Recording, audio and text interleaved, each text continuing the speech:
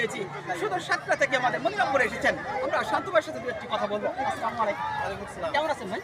এই তো আছি আলহামদুলিল্লাহ। আপনার চারপাশের পক্ষ থেকে আমরা ধন্যবাদ জানাচ্ছি। কেমন লাগছে আপনার? অবশ্যই ভালো আপনি লাগছে। বিশেষ করে বাংলাদেশের বিভিন্ন প্রান্তে ভিডিও করে থাকেন। এটা এই ভিডিও করার মূল কারণটা কি? আসলে আগে তো ফানি ভিডিও করতাম আর এখন কৃষি ভিডিও করি। তারপরে আগে দেখতাম যে ফানি ভিডিও করে তো আসলে দেশের জন্য কিছু করা যায় না। এই জন্য চিন্তা করতেছে আমাদের দেশে তো অনেক বেকার যুবক, সেই চিন্তা করে আসলে কৃষি ভিডিওয়ে আসা। আর অনেকে দেখছেন যে কৃষি ভিডিও নিয়েও রোস্ট টোস্ট করে, আসলে এদের তো কোনো কাজ দেয় বুঝছেন। জি জি জি। যার কারণে এরা আমাদের ফেস টেস দেখায় যদি একটু ভাইরাল হতে পারে।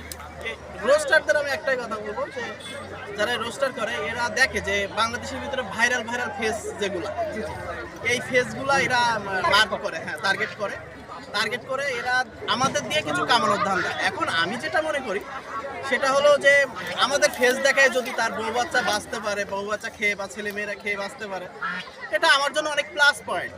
কারণ আমি খুব খুশি যে আমার জন্য তার কিছু রুজি রোজগার হচ্ছে। ওই যে অনেকে দেখছি রোস্ট করে, কিন্তু এরা যদি আমাদের ফেস দেখায় ইনকাম করে, তাই না? শান্ত ভাই অত্যন্ত গুরুত্বপূর্ণ একটি কথা বলেছেন। আমরা তার কাছ থেকে জানতে পারলাম বিভিন্ন রোস্ট জাতীয় যে ভিডিও করেন, বিশেষ করে জনপ্রিয় কন্টেন্ট ক্রিয়েটর যাদেরকে শোনেন, নিয়ে- আরেকটা কথা। জি আরেকটা বলে। এদের আসলে সাধারণত কোনো গুণ নাই।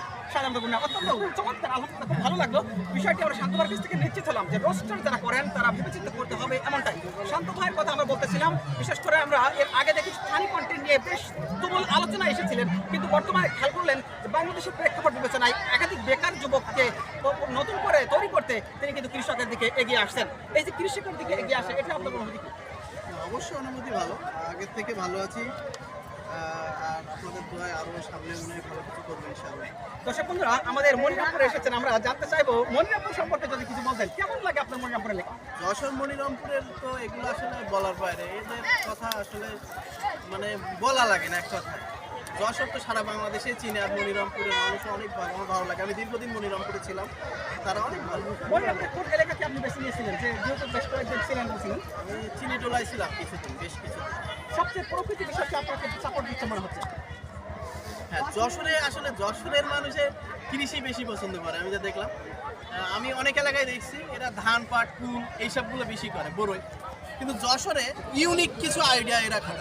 দর্শক বন্ধুরা, যশোরের মানুষ এক ধরনের ব্র্যান্ড, তিনি কিন্তু বারবার একই কথা বলতে চাচ্ছেন। বিশেষ করে কৃষিকে ধন্যবাদ জানিয়েছেন। বাংলাদেশের বিভিন্ন প্রান্তে ঘুরে থাকেন এই যে কন্টেন্ট ক্রিয়েটর শান্ত ভাইয়ের কথা বলছি, কিন্তু আজকে আমাদের যশোর সম্পর্কে যে তথ্য দিলেন, আবারও তিনি কিছু বলতে চাচ্ছেন, আমরা তার কাছ থেকে শুনবো। আসলে যশোরের মানুষ এমন কেউ কারোর পিছে লাগে না, যার মতন সে ওঠে। কিন্তু আমি আরো যে জেলাগুলো, আমি তাদের খারাপ বলবো না, কিছু এলাকার মানুষ আছে যে